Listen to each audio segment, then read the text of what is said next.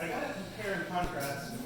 Dean, who's 2 years older than me, Sherry, who's 5 years younger than me, and then myself right in the middle. We all know middle is code word for favorite, so get that out of the way. I didn't want to about that. But, you know, like I said, Mom raised us without a lot of the fancy things that we had today. We weren't fancy people. We were right here in Opaka, right? The fancy people lived in Galesburg. Some faraway, fantastic place like that. But us people in Opaka, we didn't have those fancy things.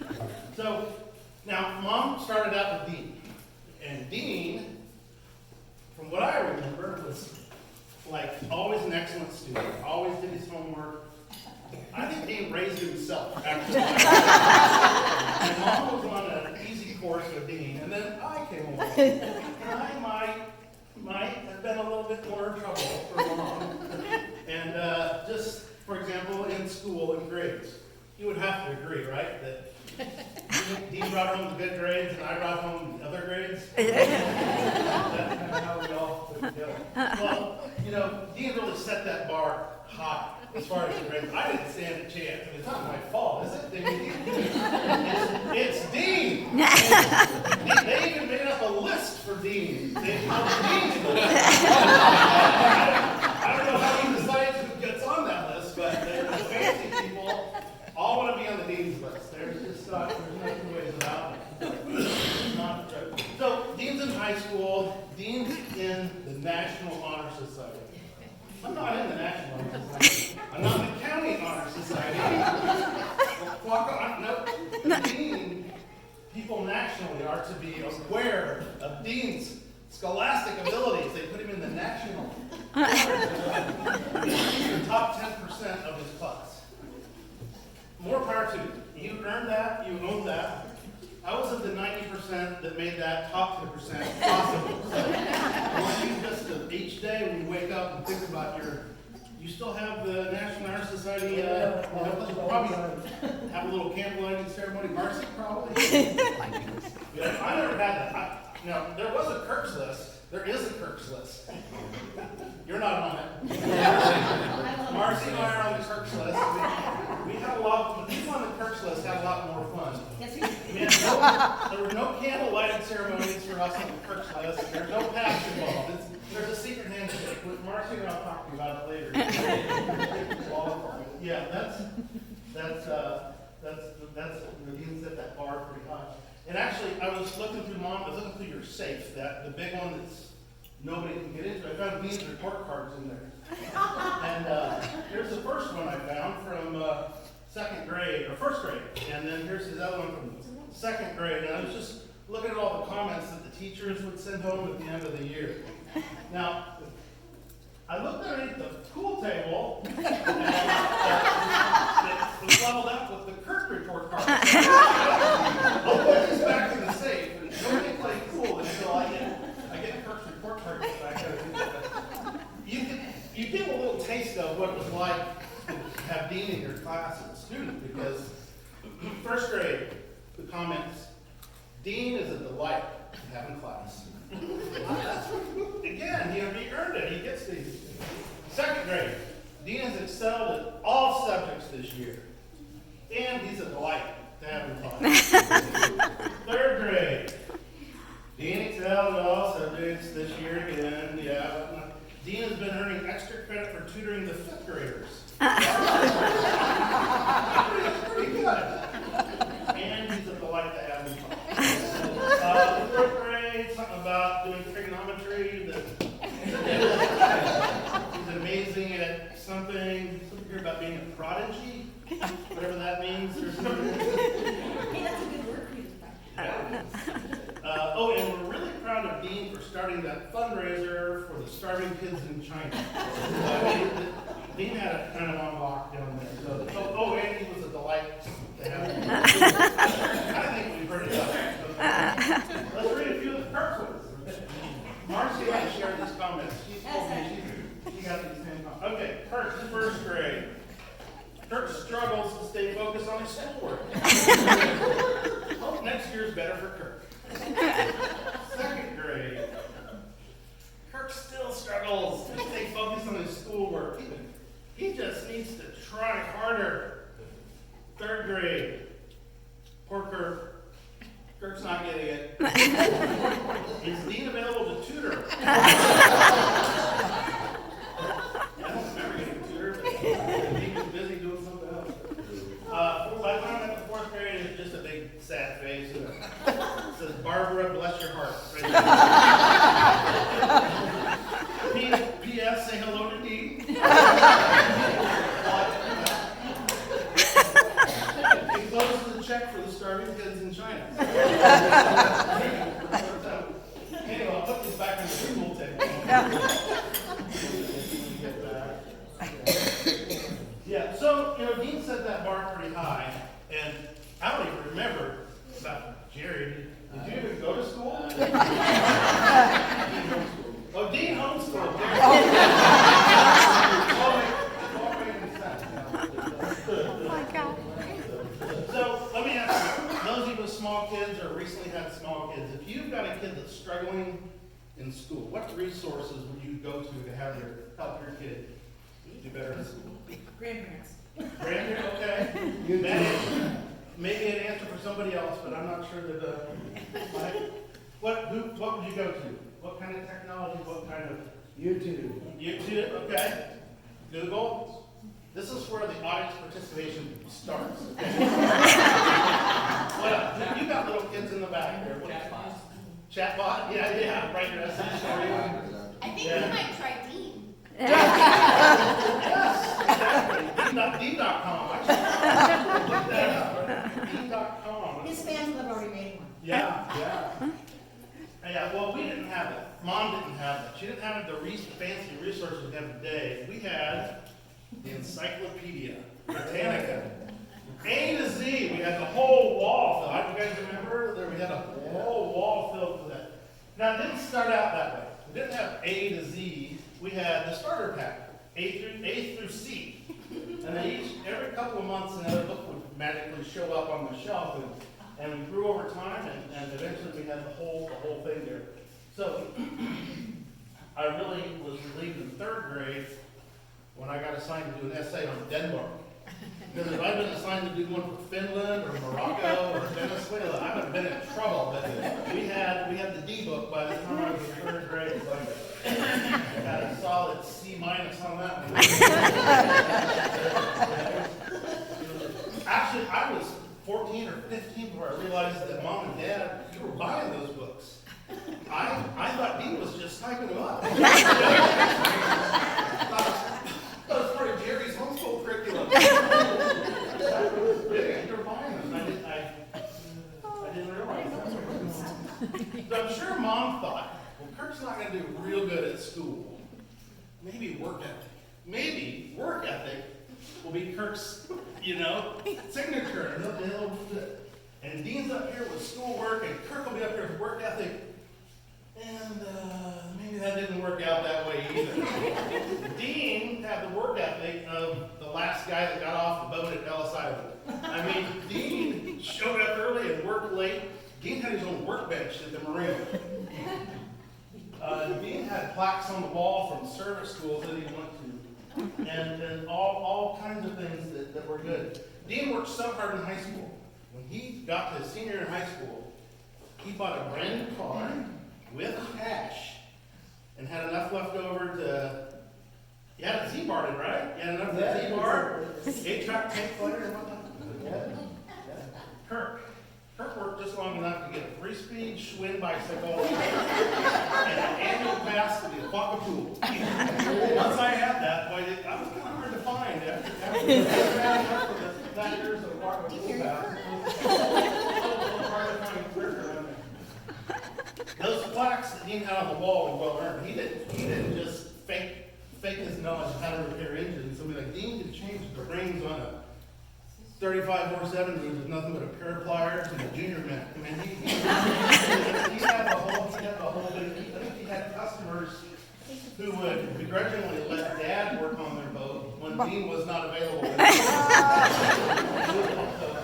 So Dean knew all that. Kirk knew when pop time was. Kirk knew when Scotty was coming.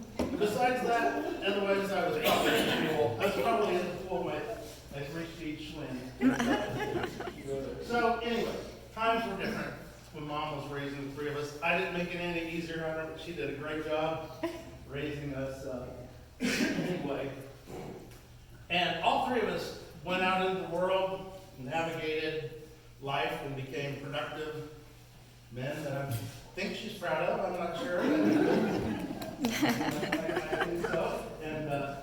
And that's one thing that we didn't have that was fancy. Today, we all have tons of things to help us with navigation, directions. Like, what are the things you guys use regularly for navigation? Cell phone? Yeah. Google Maps. Yeah, Google Maps and cell phone, Waze. Anybody use Life 360? My mom uses Life 360. Jerry's family uses Life 360 so you can tell where anybody's at in your family. And I'm a reluctant participant in this. But Mom has got me on, so she could track me if I would turn them up. We just have one rule. After the first time I started tracking Mom, and I looked down at my phone, and here's Mom at the urgent care in Plant City, Florida. We live in Lakeland, Florida. Urgent care is about 25 minutes away. Oh my gosh, Mom's at the Plant City urgent care. I get a hold of Amy, and I'm like, I'm trying to call her phone. She's not picking up. What's going on here? And I'm ready to book it over to Plant City to see why Mom's at the urgent care. Urgent care in Plant City, Florida shares a parking lot with all these grocery stores. Life 360 doesn't tell you that there's all these. They tell you that I went to Google Maps and I zoomed in and I'm like, okay, surely she's there for the good deal. So growing up, we didn't have these fancy things to give directions. I grew up in Milwaukee. We didn't have fancy much, but there were some weird words that the fancy people use to give directions to each other. Weird words like north, west, anybody heard? South, east. We didn't have those words. Maybe in Galesburg. You know what words we had? You're giving directions? Okay, that road goes upriver, that road goes downriver, you go towards the river, or away from the river. and that worked. Let me give you an example. How do you get to Galesburg, Kirk? Well, you get out here from our house. You get on the high road, and you go upriver until you get to Main Street. And then you're going to turn and go away from the river until you get to Monmouth. And you get on the bypass, and you're going to turn upriver at the bypass. And just keep going away from the river until you get to Galesburg. That was it. It works. That all worked really good. I didn't know any different until I went to Iowa for the first time. You go to Iowa, upriver, downriver, we're all good. In Iowa, away from the river is the same as towards the river. In Illinois is away from the river in Iowa. He ran 16-year-old mind trying to get home from Burlington. The old fracture we were in here for 2 days. And all I do was go away from the river. So we figured it out. We got the directions figured out. So even though we didn't have all the answers. You know what we also didn't have? Well, we had them. I just didn't know they were here. Street names in Milwaukee. Delaware Park Road, not a real street name. If you try to find Delaware Park Road on Google Maps or Life 360 or anything else, it's not a real street name. Jinks Hollow, you're not going to find Jinks Hollow on the Google Maps. That's not a real street name. The road that goes by Grandma's house, that was an actual street name in Lyndon, right? In Lyndon, that's actually 6th or 7th Street. I can't remember exactly. You know what's also not a real street name in Milwaukee? Main Street. Anybody know what Main Street, the Main Street in Milwaukee is actually called? Skyler. Thank you. You're all way ahead of me. So I'm 15 years old. I'm going to tell you the story how I learned that it was actually called Skyler Street. I learned that because a drunk guy that was mad at me told me so. And the story goes like this. I'm working the gas pumps. I'm 15 years old. Obviously the pool was closed or I hadn't earned enough to get an annual pass yet. So I'm working the gas pumps and I get asked the same question that I've been asked dozens if not hundreds of times. Hey kid, where can I buy beer? Well, not here, you can't buy beer. You get out on the high road, go up the river, and then make a right when you get to Main Street, and you're going away from the river. And then the gas station's on the downriver side, about a mile up there. The guy goes on his way, comes back 45 minutes later with beer, a little tipsy, and definitely cranky at me. And he's like, "Hey kid, you gave me bad directions on how to get to the gas station." And I was like, "What?" He's like, and he proceeded to tell me he followed my directions perfectly. He said, "I got all the way to Delavar Park before I ran out of being able to go away from the river." I had to ask somebody, and they told me to come back down to Schuyler Street and go to the gas station on Schuyler Street.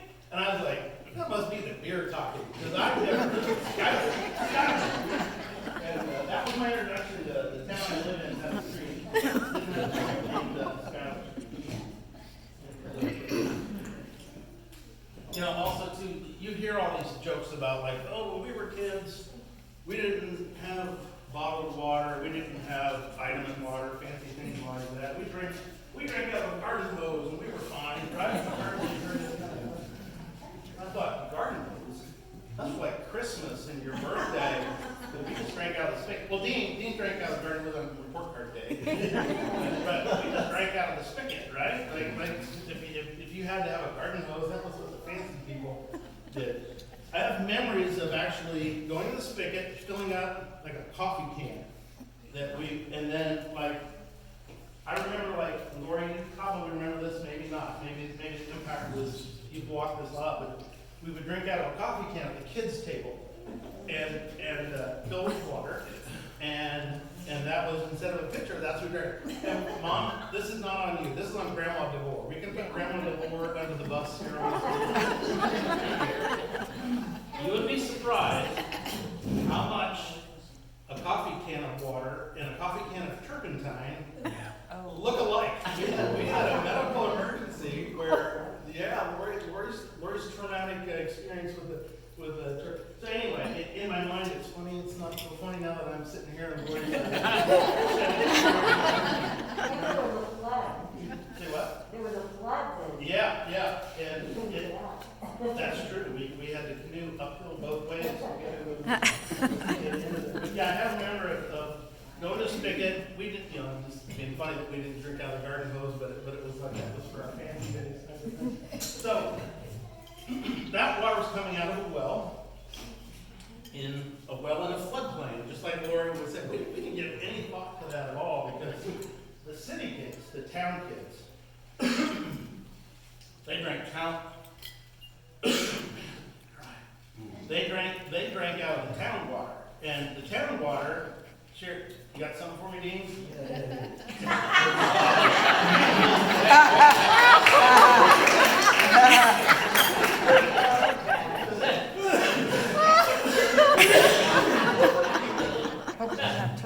Yeah. Town kids drank out of the town water tower. Do you know what shares the same city block as the Waukee water tower? A dead elephant, right? So us drinking out of a well in a floodplain, that was no big deal. What else also shares that same city block as the water tower? Pool. The pool! Annual pass holder, 1977 to 1982, I think. Remember all that? That was it. That was my go-to. That's where I was at if I wasn't working at the marina. Now, there was another pool that the fancy kids in town went to. Anybody know about another fancy pool in Henderson County? Anybody know? Henco The Hills. country club. My wife might have been the part of the fancy crowd that went over to Henco Hills. We didn't have any fancy stuff to walk. They had fancy high dive, they had a fancy slide, they had all the good stuff. But I imagine their parents just sat around and gave each other directions on how to get to all the fancy places they go to, like go north this way and west this way, and they knew all their fancy directions. We didn't have that. Now at Henco, the high school cheerleaders were the lifeguards. At the Quokka pool, the high school lunch ladies.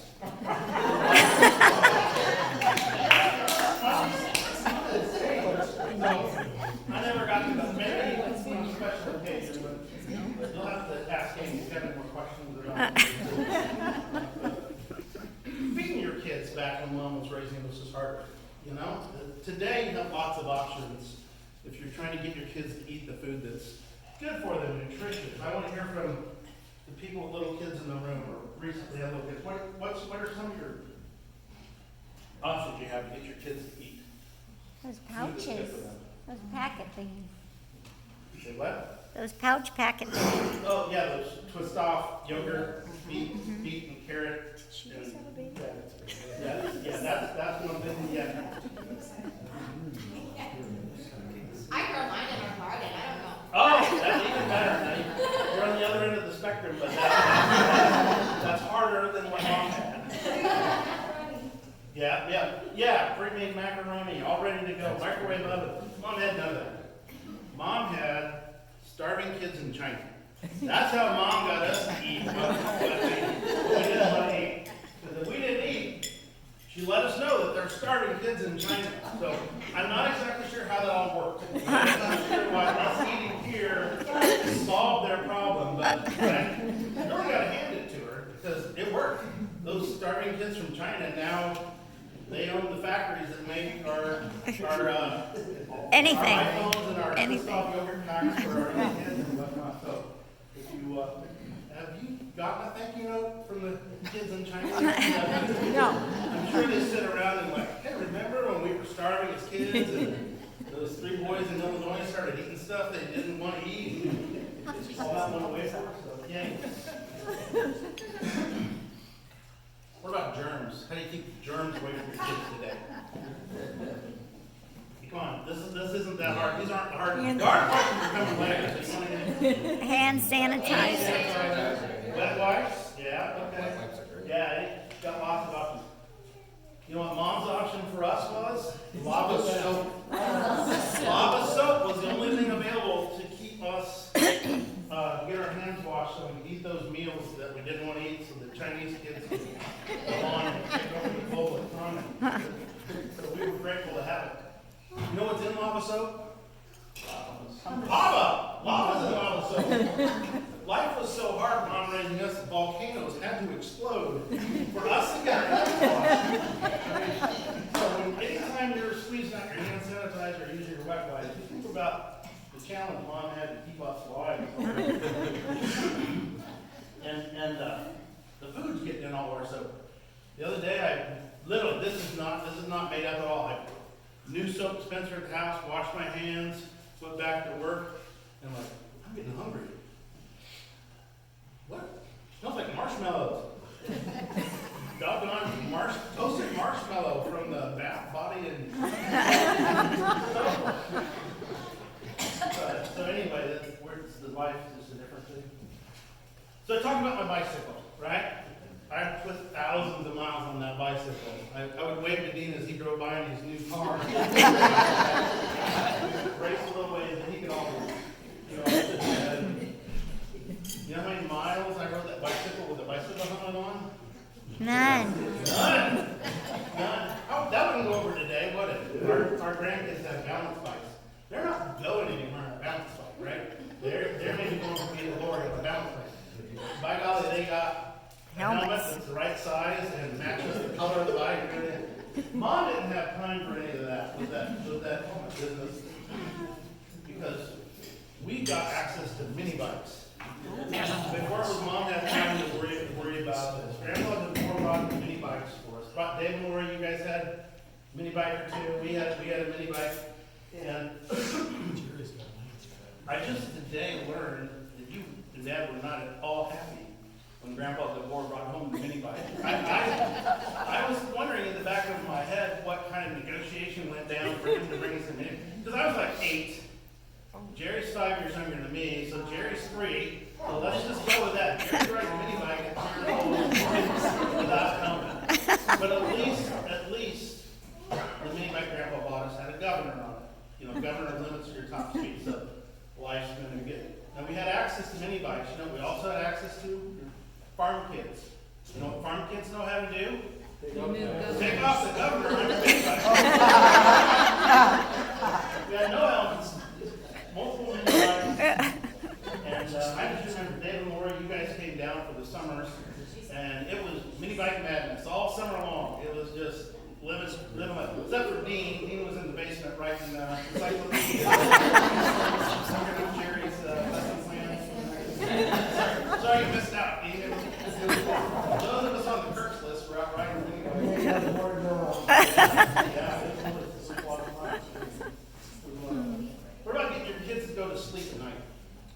What tools as parents do you have to help your kids go to sleep? Google Assistant? Really? Oh, I did not. How does that?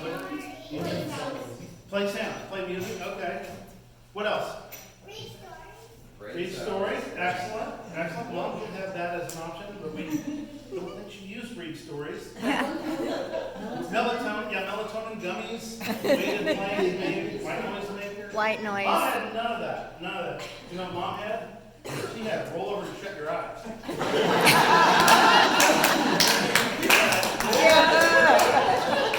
It worked. Because if that didn't work, then don't make me come in there. Really, Mom, and we're going to put Dad in the bus on this one. I think this is a good idea. Mom's real tool to get us to go to sleep was the Sandman. Oh. Can we talk about the Sandman for a minute? Who grew up with the Sandman coming in your bedroom at night? Oh, the fancy people from Yeltsin with the Sandman. This is going down to Grandpa DeBoer now that's waiting for you. Anyway, the Sandman will sneak into your room at night if you're not asleep, so you need to get to sleep. And if he sneaks in and you're awake, what happens? Sprinkle sand in your eye. Put sand in your eyes. Leave it to me. Roll over and shut your eyes didn't work. The Sandman definitely did. And And that's not creepy at all. we had a 365-day-a-year subscription to Sandman. He was coming every night. We didn't have to call up Sandman at the time. We just knew, you know. I never saw Sandman, fortunately. Never had Sandman eyes, so Mom's one good tool really did work. I never did see Sandman. I imagine he was a cross between Gus Hart and Uncle Dale. Guys are really scary in their own right, but he put those two together.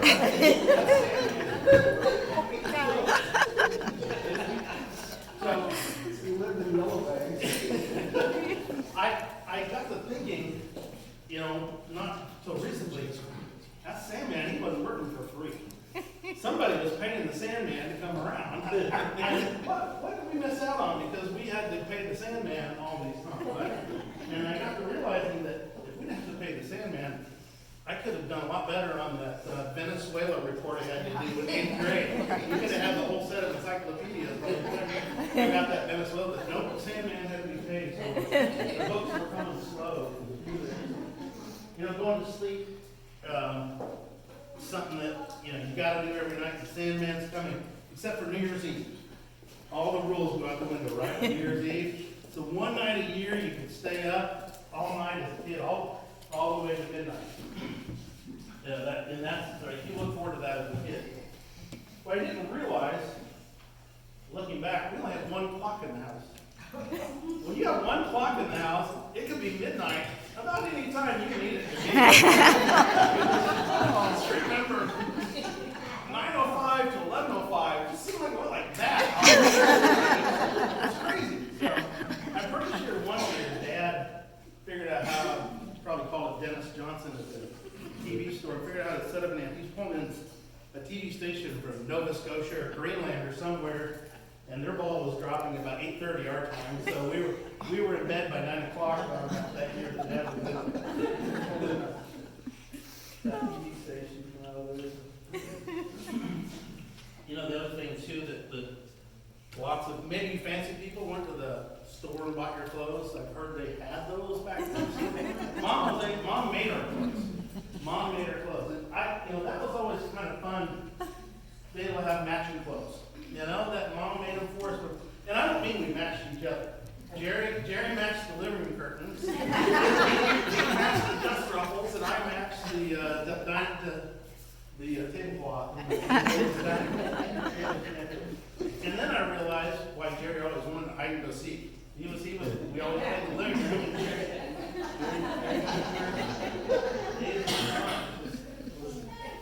So anyway, those are just some funny things that I remember. Mom, you look like you want to say something? You want to put somebody on the bus, don't you? Defending yourself. So, did you want to say something? I want you to read this. Oh. Oh. Can you read it? This is a Oh. newspaper article when your mom was in high school. Okay. Right? Okay. I don't have my reading glasses. Can Oh. I get it? Can I You get want me it? to do it? Yeah. Your older brother read it for you. Yeah. Can we get that, Mindy? Remember all my report cards, David? Barbara Smith is the daughter of Mr. and Mrs. Dean Smith of Rural Route 1 Kirkwood. She is affiliated with the Methodist Church at Biggsville and will be a senior at Union High School near Biggsville. Barbara is active in FHA and holds an office in that organization. She participated in the junior class play, school paper staff, and is a member of the band and chorus. She has been active in home economics activities. Ms. Smith is employed for the summer in the credit department of Gamble Skogmo Incorporated. That's just Gamble's in Monmouth, right? She has been with the company for 2 summers. Barbara is 17 years old, weighs 120.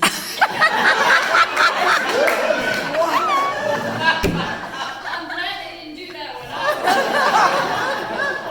one. No pressure there.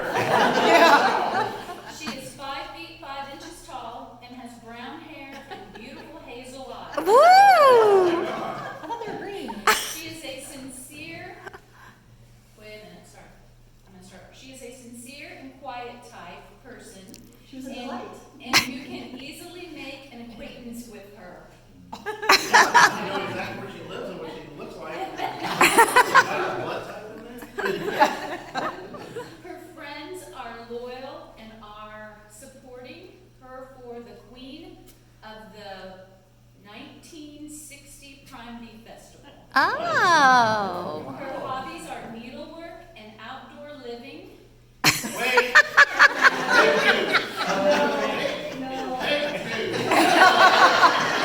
Because in 1987, I had to go camping with her. She would go camping with us. Hobbies, outdoor living, including boating, and she's especially adept in sewing and knitting. Ah. Yeah. She still is. Yeah. She does beautiful things for all. Wow. That's But sweet.